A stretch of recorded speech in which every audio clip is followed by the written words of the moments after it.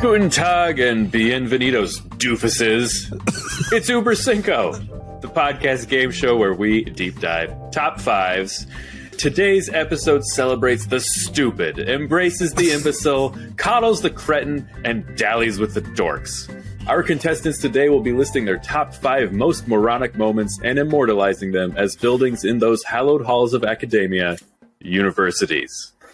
What a juxtaposition. Our first dim-witted dingus is so densely simple-minded he makes Michael Scott look like Professor Stephen Hawking. He's got a rancid pile of mashed potatoes living rent-free between his ears where a brain should be. It's Mitch Brinkman. Hello, Mitch. How are you? You should know I stopped eating mashed potatoes years ago for carb purposes, so I do appreciate that you realize it's still part of my brain. So, fuck you, I think is the thing. But I'll also probably do something dumb later, and that's why I'm a contestant on today's show. So thank you very much. Precisely.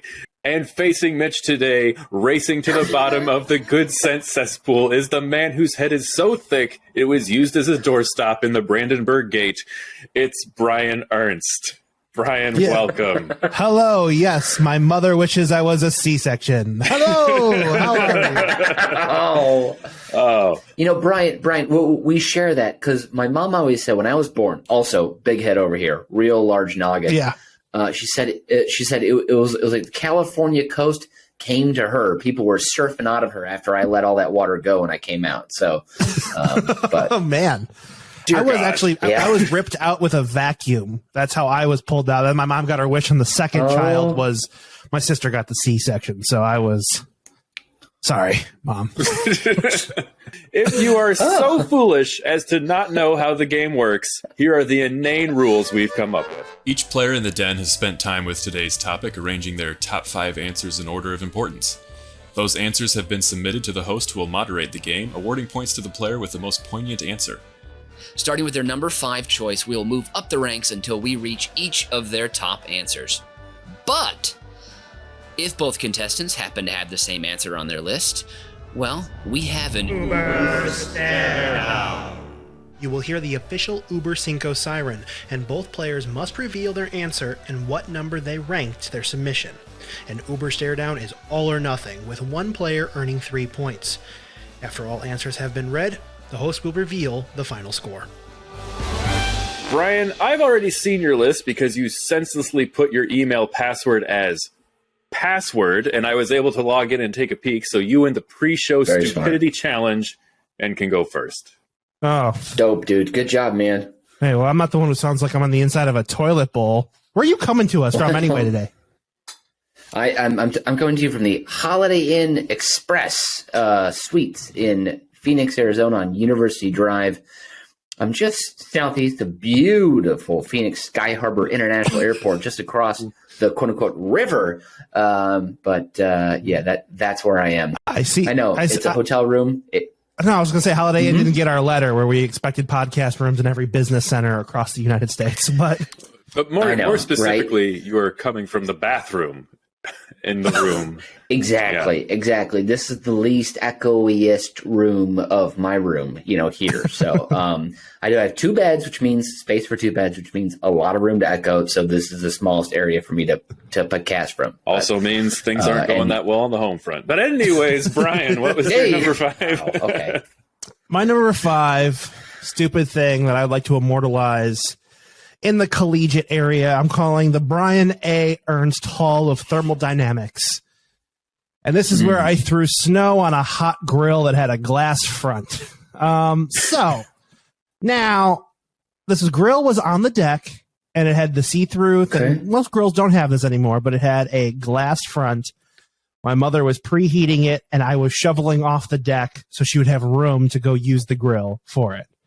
And as I threw a big shovel load over it, a couple of snowflakes hit the top of it and made a little sizzle sound. And I was like, oh, that's intriguing. That's a nice sound. I want to hear that again. So then I did a bigger pile of snow this time. Top of the grill, mind you, metal.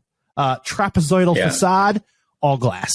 So I do it one more time. Ooh. Boom, on the top. Sizzle, sizzle, sizzle, sizzle. Ooh, that's nice again. Boom.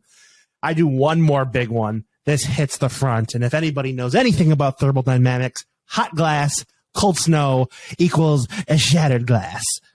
So we did not have grilled food that night, and I was yelled and chastised. I was not as young as I should have been either for this. We're really hoping this is like a 6-7-year-old Brian trying to help out. This is middle school, maybe high school Brian. Just real dumb. Okay, so I don't know much about thermodynamics. So what is paint me the picture here. Was this a shattering explosion? Was it a caving in? Was it... Think of it as you've stepped onto the lake of frozen ice, and it immediately crystals and crackles all the way to the other side instantaneously. But instead of falling into the water, it falls into grates of hot fire. It sounds like it was actually quite beautiful for a moment. For a moment it was, until I had to really calculate and see what was going on. And oh boy, was I scared after that. I was like, oh God. But you had at least 2 dry runs here where you knew that some sort of chemical reaction was occurring, and you kept pushing your luck further and further. And this grill with the glass front, this had to be a fairly pricey family heirloom for the Ernst family. Well, it is not the most expensive appliance I've broken on my list today, so we will wait till I get further. But it is the first one I will be mentioning at my number 5. So who discovered? Did you tell on yourself, or did you perhaps try to like do a Ralphie? Of course he did. Of course he did. Are you kidding me? It's Brian. This is a Ralphie from the Christmas Story scenario where a wintry accident happens outside. Some glass breaks. Maybe he runs in and says it shattered due to some act of God, and try to clear his name. But that never crossed your mind? No, I was definitely feeling, 1, I was feeling very guilty because I broke something. But 2, I didn't want glass in my steaks. So, like, I really was kind of a little selfish in telling everybody about it. But because whoever was grilling the steaks wouldn't notice the shattered window there. Well, I mean, I was doing my due diligence. Okay, all right. I'm OSHA trained at this point. Hopefully. So, who did you inform? Your mother or your father? This would have been my mother. I feel like this would have been a weekday. So this is definitely my mother I was telling. Did she whoop your ass? Yeah, I got the scars to prove it. No. Because I would have whooped your ass. I think it was... You're destroying my glass front grill? Like, I've never seen a glass front grill, but I'm assuming it's nice. I'm assuming it's something I want to hold on to for a bit. It was. A lot of delicious food on it. It was nice. And then, yeah. Well, what was the backup meal that was consumed? What was the real punishment you inflicted on everybody? I have no Brian's idea. Ass. I'm sure they cut off a chunk of his ass, put it on the stovetop, and because he was a dumb little bastard. We went from ribeye to rump roast real fast. That's called a softball, you guys, in the industry. That's what they call that. So, but thank you, sir. Appreciate it. I like that sounds like you hit an acorn with a baseball bat, not like a, actually, what is that? That's a hammer on a drywall. That's not even a softball hit either. Can anyone do a softball noise with their mouth? I don't think anyone can. I'm not going to try.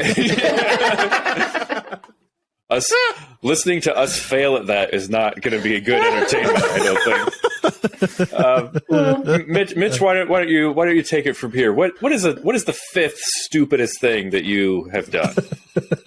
Yeah, this is going to blow Brian's out of the goddamn water. I mean, like, if this was a versus situation, I'd be pinning his number 5 within 2 seconds on the mat. I mean, he'd be out cold, the back of his head thwapping against the hard canvas, blood pooling at the back of his skull. That's how much more stupid my number 5 is. And my number 5, the hall built to its fame is called the Wells Fargo Hall of the Beverage Arts. And this was when I was a senior in college at DePaul University. I got myself a Wells Fargo credit card because, credit cards when you're in college, free money, just spend whatever you want on it. And I enjoyed myself Margarita Mondays every week. Okay, reasonable. Oh, and Margarita Tuesdays. And Margarita Thursdays. And, enchiladas, pitcher margaritas, karaoke, 2 to 3 times a week. Didn't pay off my balance, just kept spending like a little drunk ragamuffin. And I racked up a serious, of course it wasn't just margaritas, but it was a good indication of how I was spending my money at that time. Yeah. Brian, did you say something, Brian? I was saying, yes, I agree with you. You were being very irresponsible. How long did it take you to pay off this balance? I think I don't know. Maybe like a couple, maybe like a year or two or something like that. Because thankfully it wasn't, they weren't like, here, take $10,000 of credit or anything like that. I actually don't remember how big the limit was because I closed the card a long time ago.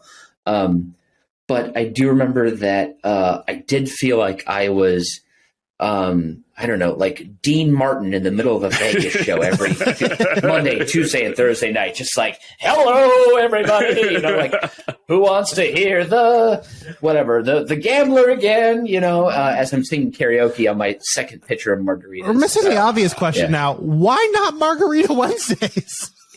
Yeah, what was going on Wednesday? Was that Hangover Wednesday or Whiskey Wednesday? I think it was because at DePaul, Wednesdays was a very big day for night classes. That classic 6 to 9. Oh, yeah. And so I think I was doing a night class then.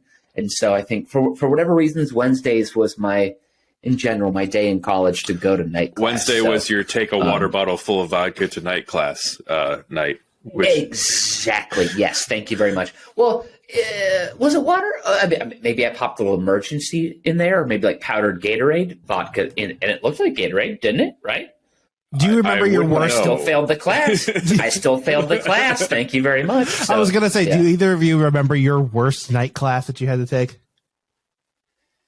Oh, boy. Yes, I do. It was banking, regulation, central. Essentially, our teacher worked at the Chicago. You know how there's like a network of banks throughout the country? Yep. There's one in like every big city every so often. Is that central banks? What is that? Reserves? Federal Reserve Banks. There Reserves, we go. Yes. So it was a Federal Reserve banker, but he was like an audit guy, and he taught the class. So super charismatic, best stories, rolling on the floor laughing. Oh, yes. Like, he wishes his mustache went from his lip all the way up to his nose, but it wouldn't grow that big. It was like it was a meek little mustache, like he had meek glasses, and he was just like, guys, you know what? When the Federal Reserve goes through its audit, it's got to have 55% of its quote unquote deposits on hand, and if that's not the case, and you have to go to you're just like, oh my Lord, yeah. I remember he called me in one time, or called me to his desk one time before a break. So you take a 3-hour class, you go hour and a half, you get a 15-minute break, you come back. I was about to go on break. He goes, Mitch, come up here and talk to me for a second. And he was like, hey, it seems like you're like not that tuned in or like locked into this class. And I was just like, I don't know what to tell you about it. I wanted to say, like, yeah, no shit, you're boring as fuck. But I was like, yeah, you know what? I'm going through something with a girlfriend right now, and I'm like, things are all over the place. And I don't know if I was, but I just didn't want to tell the guy to his face, like, you run the most boring class. I would rather watch grass grow than be here, yes. Yeah. I would rather stand outside in -5-degree weather for like 2 hours at a time every day than to go to his class. I would literally prefer to almost freeze to death every single day than go back to his class. That's how bad it was. So I only asked because I had one of the most boring classes in my entire tenure there. It was one of the few classes I had to go all the way up to Lincoln Park for. So I am coming out from the suburbs all the way to Lincoln Park, 2 trains just for this one night class that was like 2 or 3 times a week. It was ridiculous. It filled some sort of weird requirement, but it was like game mechanics. So it was like kind of like in a storytelling writing class, but it was like the design of games. So it was like theory about putting together a board game and all this stuff and why games work. It was horrible. It was so out of my element. And we had this game that he would play where you could only make a move by emailing your move to him every week. And then he would make the change and we would see it. And it was some sort of like conquering mixed with battleship type thing. I didn't understand the rules. I didn't know what was happening, but it was a requirement to participate in this game. So for 12 weeks, I moved my piece one spot and then I moved it back every other week just to participate in this. So I was like, I emailed him, like, put my thing on B6, send. And then I get it back, like, put it back on B7. Boom. It was like I just hit the requirements because I did not understand how this game worked at all. It was absolutely horrible. That's atrocious. I actually enjoyed all of my night classes. There's a lot of them were in the loop. There was something romantic about riding the train down and seeing everything lit up, and yeah, I felt like an adult for the first time. But there's talking about the passengers who were high as hell on the train. They were pretty lit up. But there was one night class. It was a once a week thing. 20 minutes in the first day, the professor's not there. I'm like, all right, well, I'm leaving, whatever. And everybody's like, really? You're leaving? I'm like, yeah, it's 20 minutes. He had 20 minutes. Leave. Everybody leaves. Guy doesn't show up. Next week, we show up. The guy's there. He apologizes for not being there because he was on a plane and just like he wasn't even in the city.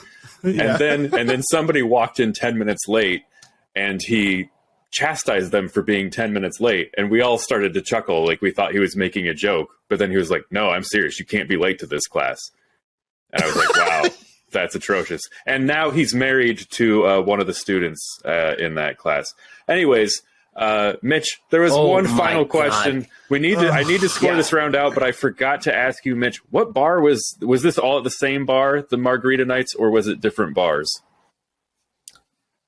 It was all the same bar. It was Fiesta Mexicana on Lincoln, which is now something else. I don't remember the name of it now. I think it caught a fire in like 2012. And they had to redo it. Allegedly. But back in the day, allegedly, of course. But back in the day, my friend Mike Adler and I used to love to do Clay Aiken's "I Am Invisible" karaoke together as a duo. Wow! And so you'd leave one person up on the stage.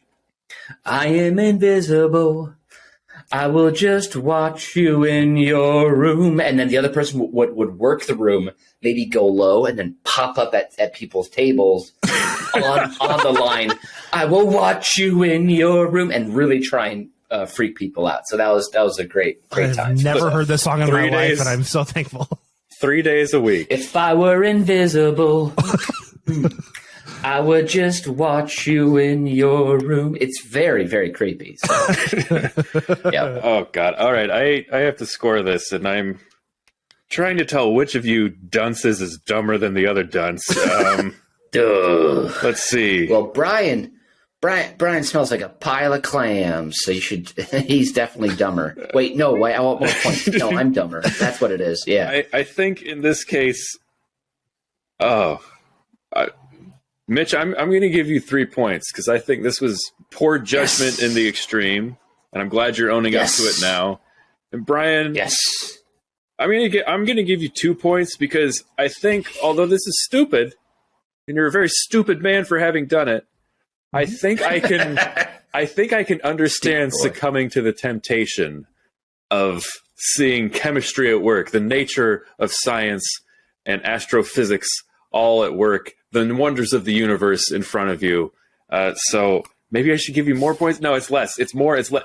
Anyways, we're going on. Brian, what's your number 4? Middle was good for that. Good judgment. Number 4, I'm calling the Brain Ernst College of Neural Science. That's right. Me, Brain Ernst, on my 4th grade basketball roster. But I call this the College of Neuroscience because this is the day I couldn't find my wallet on my first day back at work. I'm an adult at this point. I'm going back to a real place of business, and I made my sister drive me to a production where I needed to shoot because I was too afraid to drive without my wallet and getting pulled over. I was 25 years old when this happened. I was way too old for this to be a thing. But I was leaving the first newspaper that I worked for, and I was going back to be full-time at the place I had interned before that. And I was like, cool, first day, I got this. I got an assignment. I'm going out, no problem. It is 45 minutes before I got to be there. And I'm going from the suburbs to the city. So I'm like, I need at least a half an hour on the highway to get there. And I need time to set up the camera because this is a press event that I need to film. So I need to get into the middle for the client because I need to tap into the mult box to be able to get audio from the microphone. So I'm like super stressed about getting a good place to see all this from happening. And I can't find my wallet. I can't find anything, blah, blah, blah. It's going. And I don't know why I'm having this meltdown. Like, I should have just gotten in the car, did it, and if anything happened, you can always look up somebody's license. It's not that big of a deal. But I was panicking for whatever reason. I'd never driven without my license before, and I'm running around with a chicken, like my head cut off. My sister's like, do you just want me to fucking drive you? And I was like, yes, please. So she drives me to this thing, leaves me there. I do the job. I come back. I don't know where we find it. I just remember feeling like that was such an unnecessary waste of being an idiot for no reason. And it was pretty stupid. Pretty stupid. It's not as exciting as thermodynamics, but it is pretty dumb. So putting it out there. But it's meek, it's timid, it's naive. Mm-hmm. Yes. Chicken shit. Yeah. Yep. Chicken shit. But is it truly dumb? That is the question I'm going to be pondering. Yes, I hope you find. I mean, it should in the you be recesses of embarrassed? Yes. Should you be ashamed? Yes. Am I Yes. embarrassed for you? Do I have third-party embarrassment right now? Of Yes, course. you do. But Yes, you do. is it completely and utterly stupid? I We don't will know. have to find out. We will have After to the find out. We will find out right now. No, let's compare. Let's see what Mitch has to say on his number 4. Yes. My number 4 again, Brian. Like if these were two dogs that were fighting each other in an enclosed space, my dog would take your dog's throat out easily, real quick, eat your dog's poop, and then just gnaw off the carcass or the skin of your dog, and just be the champion of the dumbest dogs in the ring by far. Because my number 4 is, if we're going by collegiate halls, this would be University of Minnesota's Mortuary Science Hall of Young Death. And the reason I call it that is because this event happened in Minnesota when I was in high school. My friend Morgan France and I, we were in his Scion XB, I believe it. Oh, believe Square. it was. Square. Very- Oh, yes. Yes.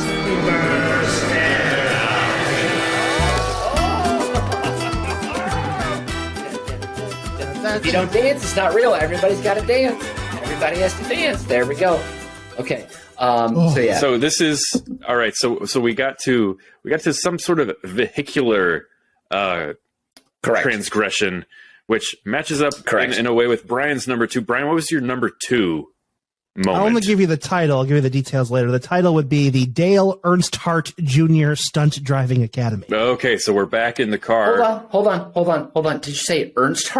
I did. Oh, yes, of course. That's your last name. Sorry.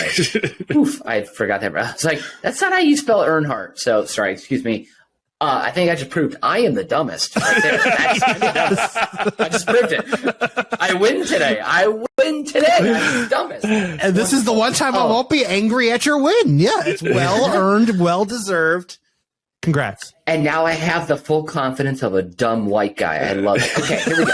Okay, so my number 4. University of Minnesota Mortuary Science Hall of Young Death. So in high school, I am in my friend Morgan France's car, Scion XB, boxy car, 4-door, boxy, very boxy, seats 5, pretty nice trunk.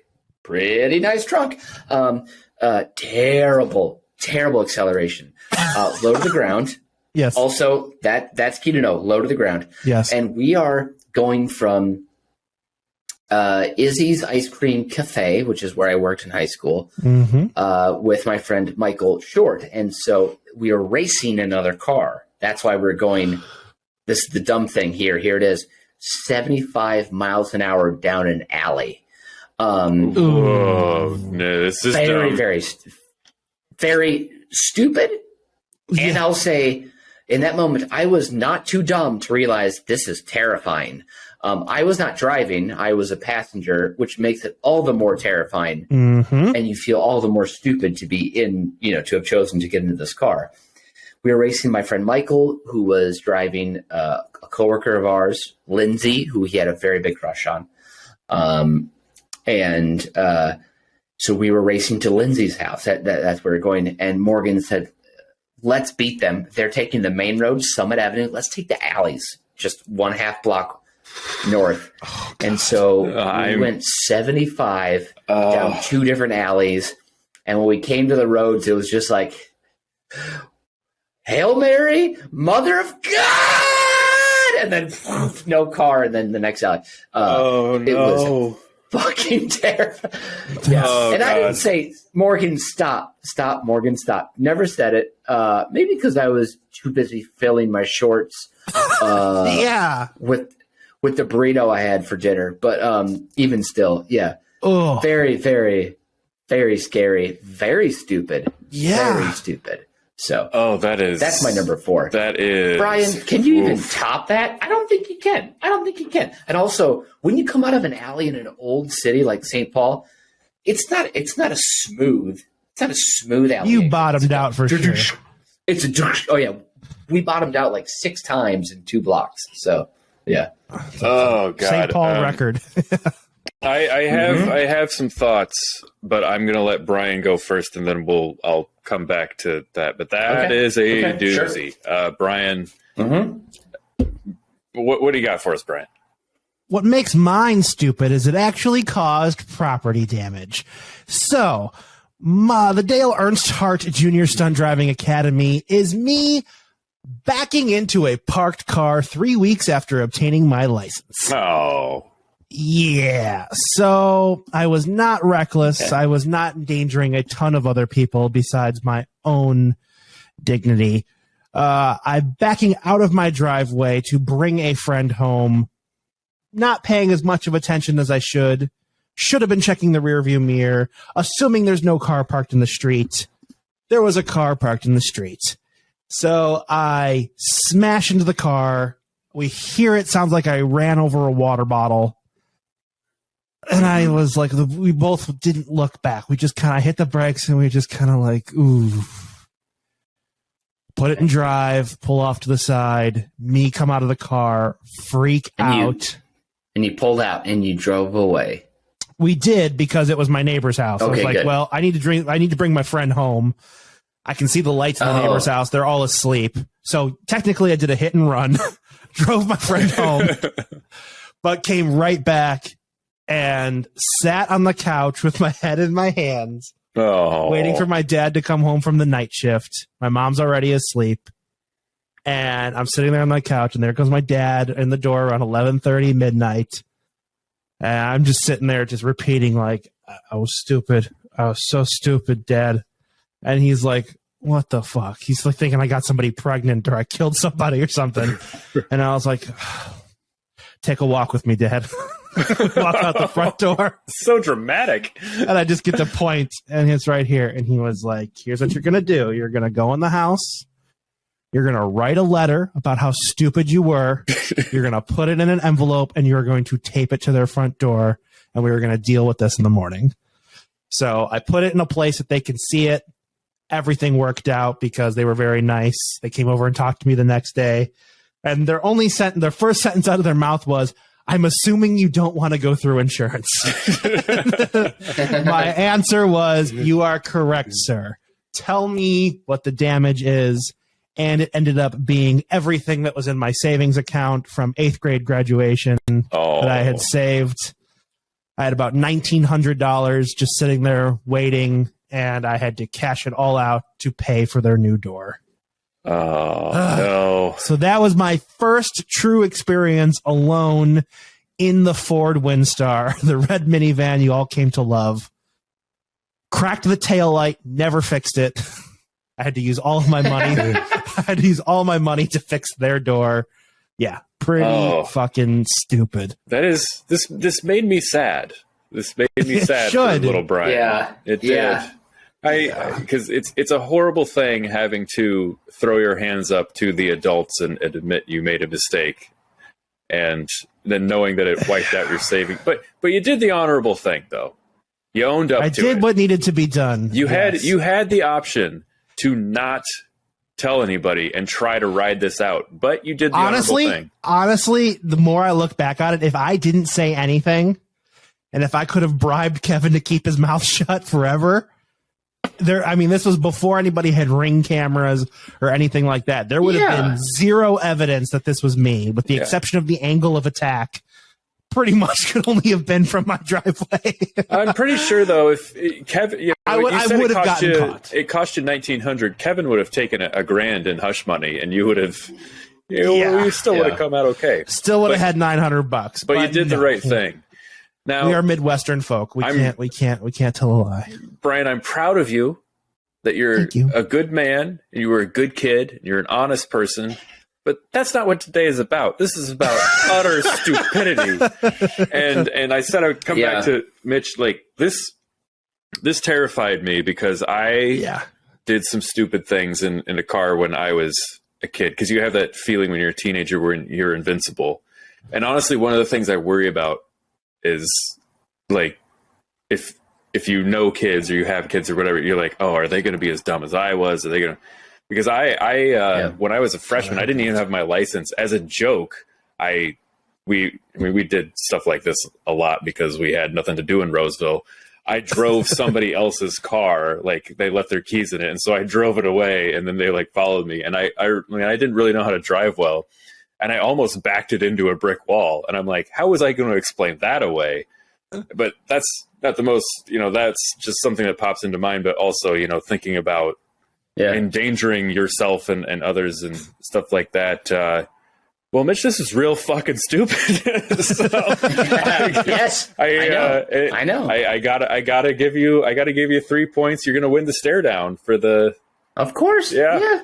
I don't think I would be so happy to lose today. I'm like, I'm hoping I lose. I will say this though. I'm proud of both of you because you're telling on yourselves. You're telling on yourselves. You're not afraid to admit you've made mistakes. So I chickened out and am hosting the episode, so I don't have to admit any of the horrible things I've done. So in a way, I'm the loser. But also, I have to score. This is a rare three scoring round here because I have to score Brian's number 2, which was about 4 hours ago. So I don't remember. Or Brian's number 4. Oh, 4. The wallet. Oh, poor Brian and his wallet. Well, I can sympathize with you because this is something I would do, but. I'm going to give you 2 points for that. And it's generous. then we move on to our number 3s. And Brian, you're up first. My number 3 is what I'm calling Brian's Dance Barn at the Learning Annex. So this is real dumb and real low on the totem pole because this is where I was in charge of doing the dishes. And this action is the next appliance I want to talk about. I was walking backwards from the cabinet as the dishwasher was open, tripped backwards, and fell and ripped off the dishwasher door. So, this is a beautiful picture you're painting. I thought you were going to say the time I ran through a crowded dance barn in just a pair of Superman Speedos for a shot, That was for art. That wasn't stupid. Yeah. That had a purpose. Exactly. Thank you. I'm glad you said that. Yes. Good. We'll play that clip in audio form only on this show, one part, where you get to not see me run through the party almost nude. But I am dancing backwards. I fall on this. All I remember is hitting the door and then watching all the steak knives fall and miss my legs. It's Nathan's worst nightmare. Not a scratch on me. I was completely fine. But I had to watch a waterfall of steak knives. This is literally extremely terrible. When you first said this, all I could see was like me falling into a dishwasher and there being knives in there and me just, this is literally near my worst nightmare. If I was hip to counter when I fell, I would have fell on top of knives. But because I was far enough away from the counter, I fell on the farthest side of the door, just causing what was left over to spill out. This is not the worst part of the story. The worst part of the story is we had the most rare size dishwasher in the industry. By the time dishwashers were of normal size, ours was considered either a half or a quarter size of what the normal one was. So you go to the store, every single dishwasher would not fit in the hole for where we would have to replace ours. So I would consider everything out on the market would be a double wide. You couldn't find it. So my parents were searching for weeks, if not months, to try and find a replacement. And once they did find it, the dishwasher with less capacity was twice the price because of how rare it was to fit in this space. So again, another tally. We talked about once how much we have spent in the films to save Matt Damon. This is how much I have racked up in appliance breakage on my parents' credit card. Oh, Brian. You know, Brian, this is, you dumbass. Yeah, absolutely. But I hate to say it, I think this is a clumsy. This is not stupid. This is clumsy, right? It's pretty fucking stupid, I think. Why? There's no music playing. Why was I dancing in the kitchen? Some would argue you shouldn't be dancing with music. That's true. That's right. But yeah, so this was it was a stupid decision to moonwalk in the kitchen. I should not have been doing okay. All right. Well, you didn't say that. You were trying to moonwalk? I'm assuming. Why else would you be? What else dance do you do backwards? The lean back that Fat Joe popularized in the early 2000s. That's our first Fat Joe reference on this podcast. I was waiting for one. We finally got it. Perhaps the Bernie. You were pretending to be a dead guy, like dancing across the beach, and there you spill across the dishwasher door instead. You know. Either way, I did spill across it, and it was a nightmare. Well, it's a majestic image, but how stupid is it? Mitch, what is your number 3 stupid moment? Again, if our stupid moments were, I don't know, what's another analogy I can make here? Kindergarten kids. Let's say they're in kindergarten together.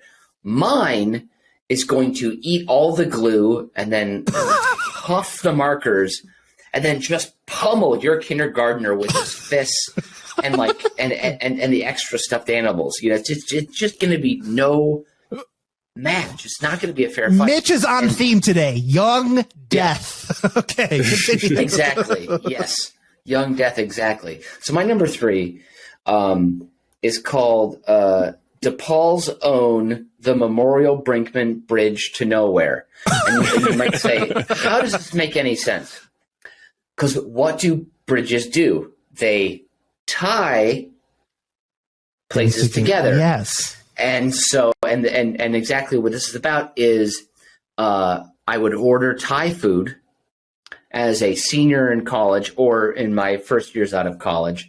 I would order Thai food, Thai, bridges tie things together. Yes, you're right. Yes, we get it. Yes. Very, very loose but obvious association.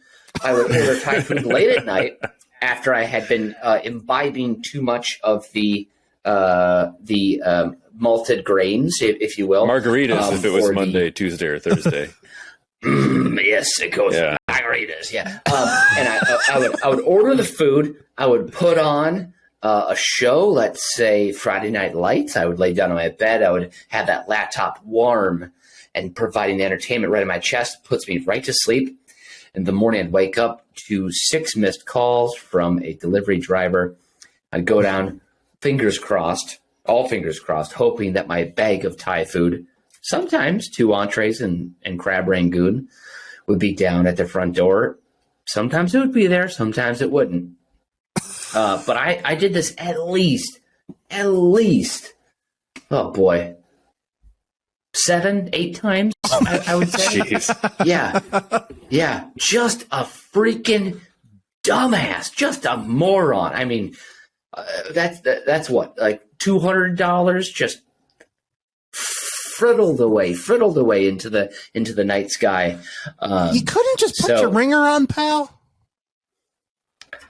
Have you, It was on. I was going to say, guess what? you clearly didn't spend a couple years as Mitch's roommate when he's had a night of drinking and know how much sound it takes to wake the sleeping giant. Yeah, it was. So very, very stupid. But I will say, in some of those evenings where I happened to stay awake, maybe someone yelled like a big football play really loud on Friday Night Lights would wake me up, and I would then be awake for a bit, and then I would hear my phone, and I would go down and get the food, and it would be a glorious feast in bed, along with Kyle Chandler, NBC star at the time. But it was always dicey. It was. I remember thinking like, oh, I should order this, but maybe I shouldn't. Maybe I should just eat the food in my house. And I'm like, no, I'll order it, and then. I love that you call Kyle Chandler an NBC star as if it was the 30s and that they're tied to certain studios. Oh, and yes, we've just signed Humphrey Bogart to a 7-picture deal at RKO Studios. I mean, Kyle Chandler. He had been a CBS star with Morning Edition. Early edition. The Chicago Sun-Times is what he was getting. Yes. Exactly. But he'd grown up into this incredible football coach, character actor, and and he just without him, Friday Night Lights would not have been the show it was. And Brian can't say anything about it. I won't. I just highly recommend somebody go check out. There are early editions on YouTube. I remember loving it as a kid, and I stumbled upon it a couple months ago when we were researching probably another one of these shows. I was astounded at how terrible it was. Oh, don't say that. I liked it at the time. I loved it. So if you want to keep that memory of enjoying it, do not go back. And on top of it all, I hear they are rebooting it, of course. No. Yes. But no one gets papers anymore. So what are they going to do? They're going to get emails to his phone? They're going to get a tweet. A newsletter. An email newsletter. a TikTok from... that's not going to work. Here's a message from DNA Info about a guy that's going to die tomorrow around the block. Yeah. Oh, that doesn't even exist anymore, does it? No, all right. As with every time we bring up Kyle Chandler on this show, it's just depressing me. I'm going to score this round. You can say 3 points. Brian, for being reckless in an area where there are exposed knives, I can only give you 3 points, as that is the height of stupidity.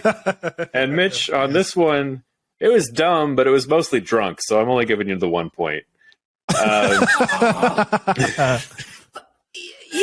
Oh God! I'm gonna have to get much dumber in the next two. Well, your chance is up now because Brian's number 2 was defeated in the stare down, so we're ready for your number 2, Mitch. Sure. So one of the dumbest things I've ever done, and would be immortalized by this collegiate school of learning, and that would be the Doherty Brink School of Non-Communication Studies. Doherty Brink. And exactly. And that is, this is to signify how I have been living in sin for the past 24 years. What? Yes. Excuse me? Oh, my. Yes, I have been. Yes, I have been.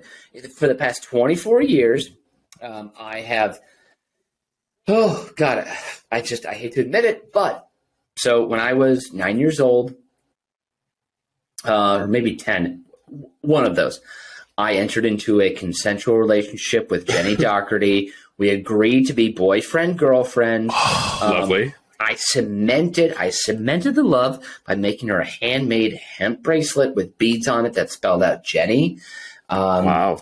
That I gave to her at a dance during a Backstreet Boys song. That is sweet. That is sweet. Yes, thank you very much.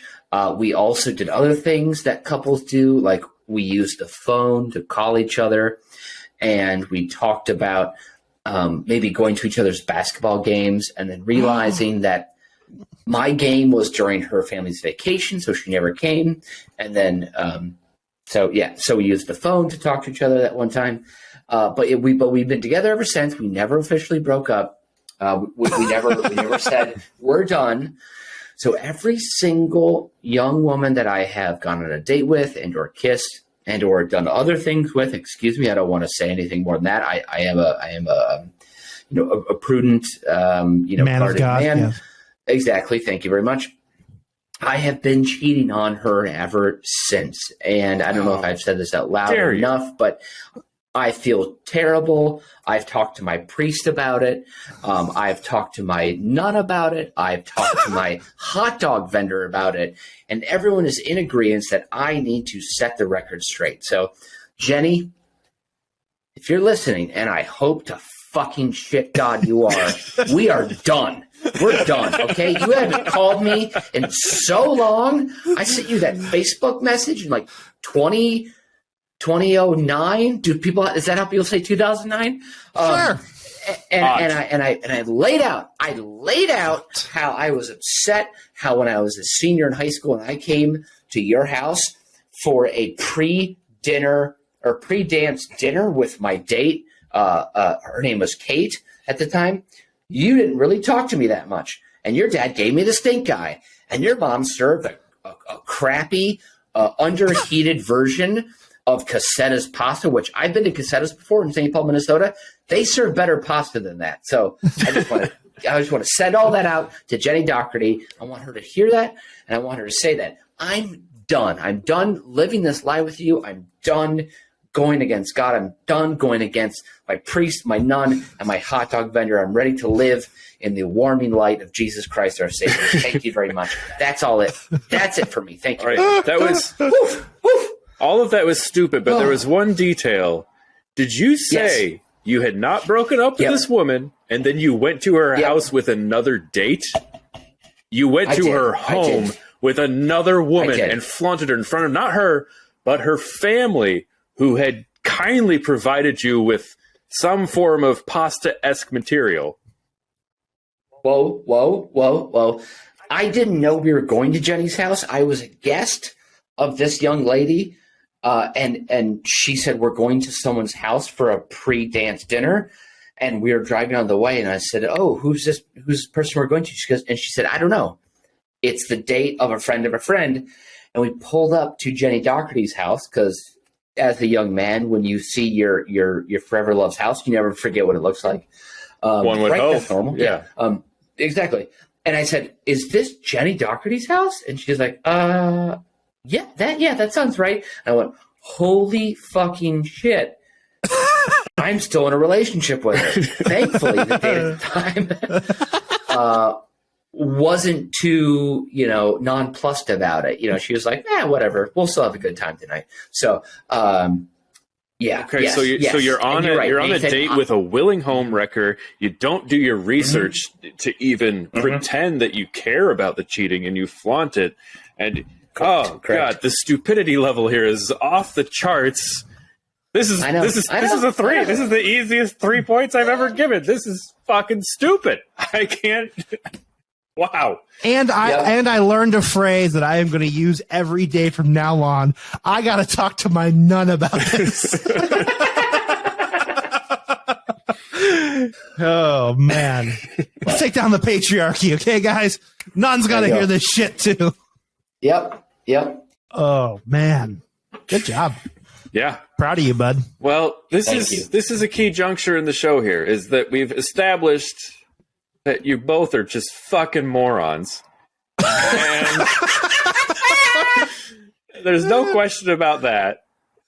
But we have to figure out whose number one is truly just the dumbest piece of nonsense anyone has ever heard in their lives. And Brian, you have the opportunity to go first. Please, disappoint us all. The honor. Number one, I am calling Brian's Anatomy. a class at the Ernst Hall of Medicinal Studies. Oh, dear. Now, this is a personal injury that was no one's fault but my own. In a moment of pure stupidity, when I was about 10 years old, I was driving my mongoose bike in the street when I wasn't supposed to. I was only allowed to be on the sidewalk still at this time. So I snuck out onto the street without looking, and there was a pickup truck coming the other way. So I swerved back into the nearest driveway, missed, hit the curb, and the ends of my bicycle did not have rubber on the handlebars anymore, and they were just exposed hollow metal.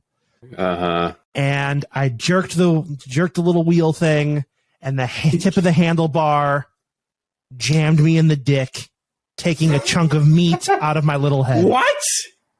Yes.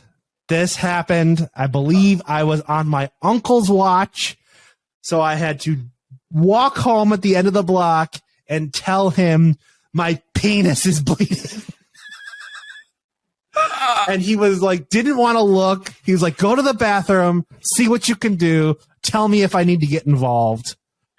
And I just remember viscerally looking down and just, when you've picked a hangnail too far. Imagine that on the head of your penis. No. And luckily, I was not sexually active at the time.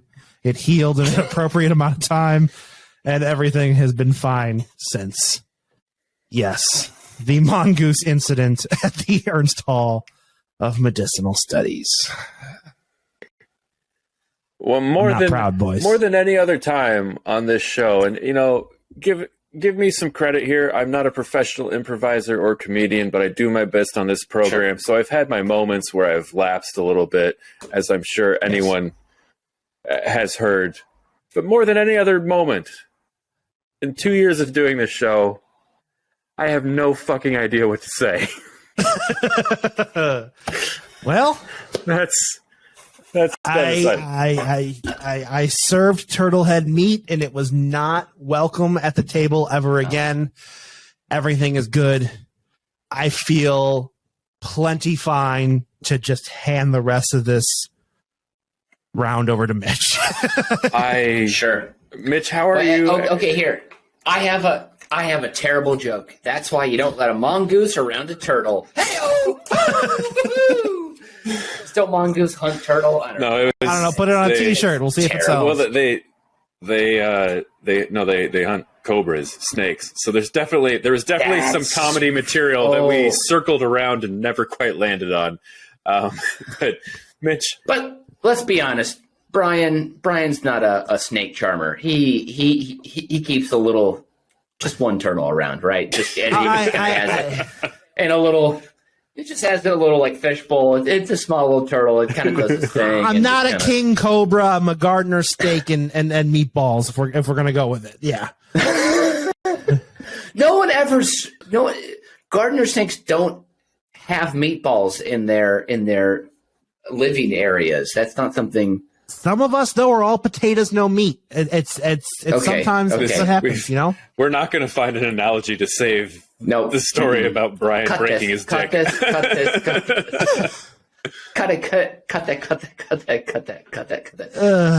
Hold on. What if you put a little bit of? Nope. I don't have anything for this one. I have enough to edit out of this moment already. All right, Brian. I apologize to your penis. I just want to say that's a real bummer, dude. That's a real freaking bummer. And I can't imagine you having to walk a full block back to the house where it's not even your parents. Like everyone's mom is a safe space. Everyone's dad will be a little bit like, perhaps is the safest space. Or it's like, oh, what? Oh, okay, buddy. Don't worry about it. But to have to go back to your uncle.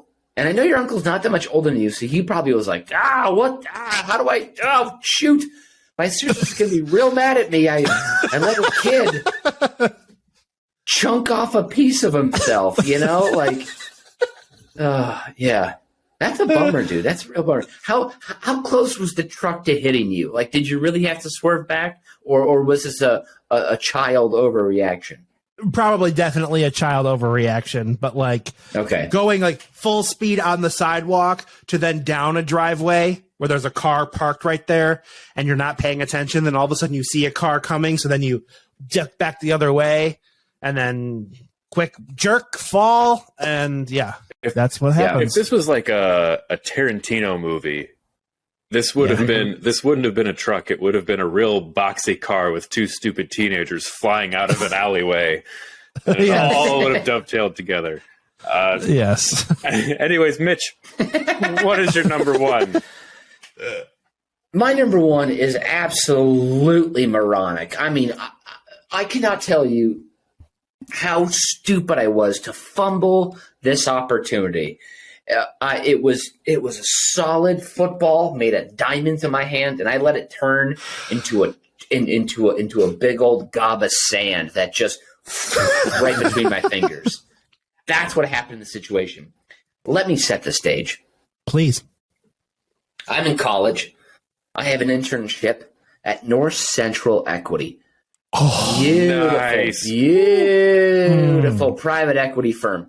I'm making yeah. buckaroos as a 19-year-old, $18 an hour. I'm getting lunches covered. I'm stacking. That's in $2006. That's like Exactly. That's like 70 an hour now. Exactly. I'm stacking that mean green. I've got zero cares in the world. I'm working in the Marquette Plaza building in downtown Minneapolis. I'm headed down to lunch one day. Also, didn't have a lot of work to do either at that internship. They'd be like, Mitch, you're doing a great job. And I said, all right, well, you guys haven't given me anything to do for a week, so thank you. I appreciate that.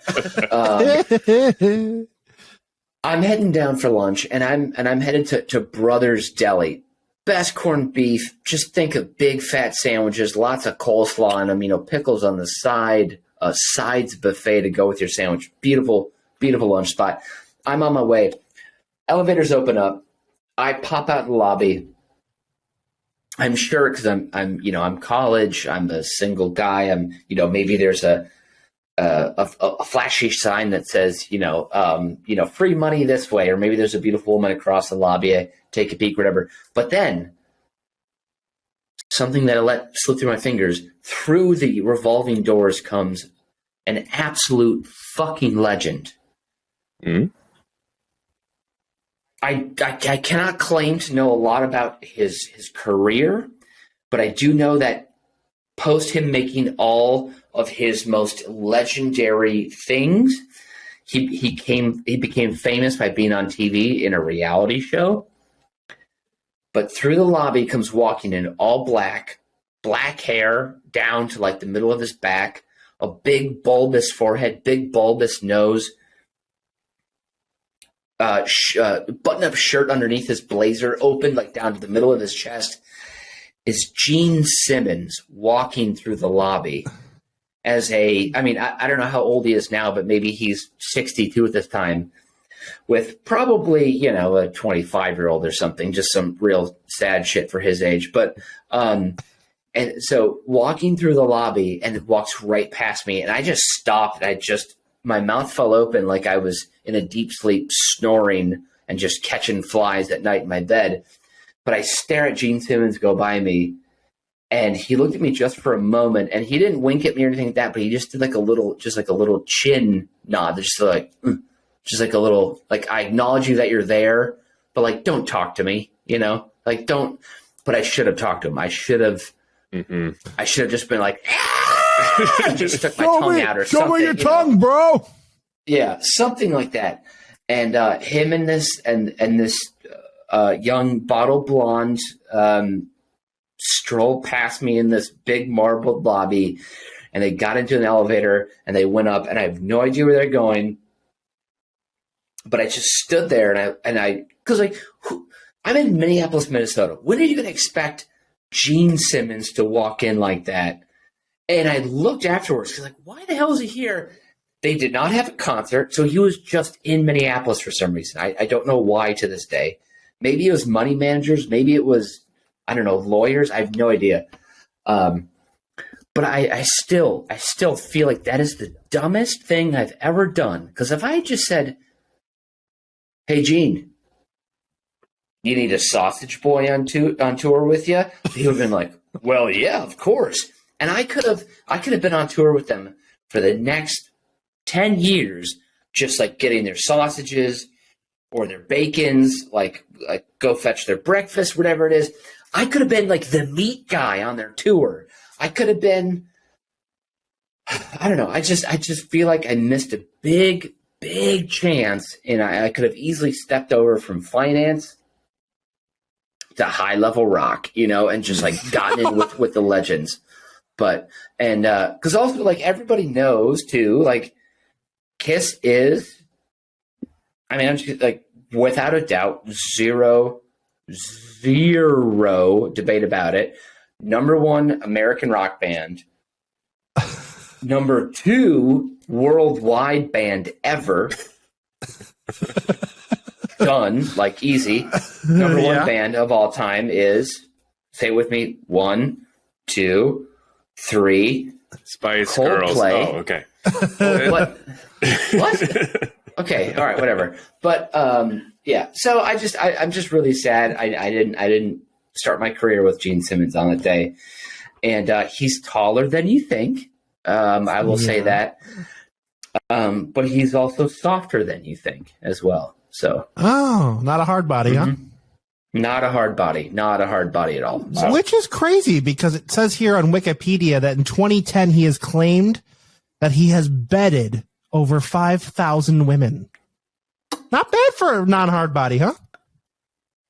Well, that's what happens when you have a cash body. Right? Yes. I'm going to go on record here and say that I've bedded 5,001 women, and we have just as much proof of that. So yes. I'm going to score Mitch first. I'm going to say this is really stupid. It is very stupid that you did not talk to Gene Simmons.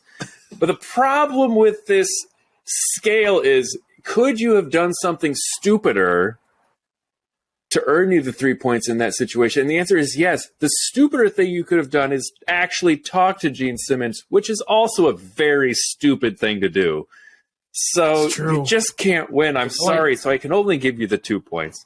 And then Brian, oh my God. Brian, you cut off a piece of your dick. It's 3 points. That's really stupid. Ladies and gentlemen, don't ever, under any circumstances, remove any part of your genitalia. Don't do it. You get 3 points. Hold on. Brian didn't purposely cut off a chunk. He did not do everything in his power to prevent himself from removing a part of his sexual organs. I could have worn a cup while riding a bike. Why did you pull the rubber things off your handles? I didn't. They wore off because I didn't use the kickstand. Instead, I would just let my bike fall on the ground because I was a kid. Sounds like you were poor. Sounds like you were poor. I don't know. Who uses a kickstand? You're not cool if you let your bike just sit there all upright. Okay. All right. Well. That is the logic of a 10-year-old. Thank you. I've tallied the scores here, and Brian, being the fucking just complete dunce moron that he is, scored 10 points for being so stupid that I could barely even wrap my head around it.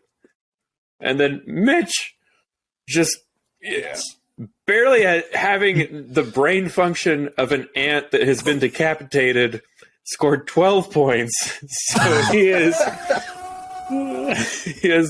the supreme idiot of the day. So I just woke up an entire Holiday Inn. That earns a bonus point in my book. So then I guess we move on to the Fast Five, which I did not tease at the top of the show, but you're still getting one. Yeah.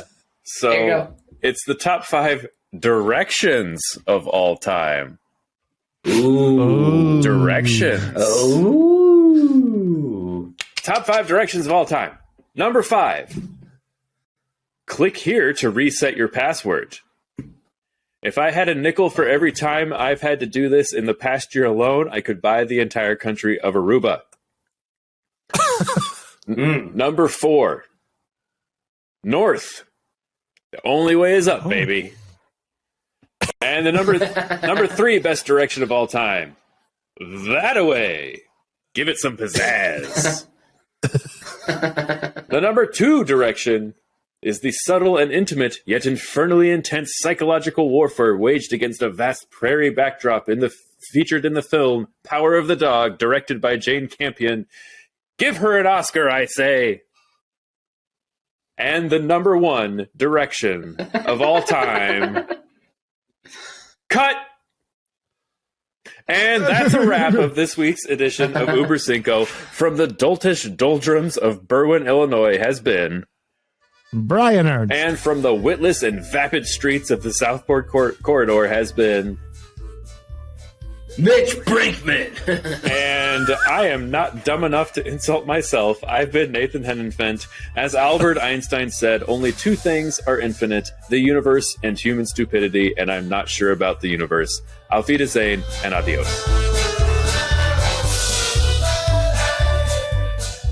You've just listened to Über Cinco, a production of UBK Studios. Subscribe to the show on Apple Podcasts, Spotify, Stitcher, or wherever you get your fine podcasts from. If you like what you hear and want to support the show, please visit our Patreon site at patreon.com/UBK Studios. Every little bit helps us keep the lights on and the bill collectors at bay. Keep tabs on us on all the social media at UBK Studios, and most importantly, subscribe to our YouTube channel so you can see that we really are just a bunch of good Midwestern boys.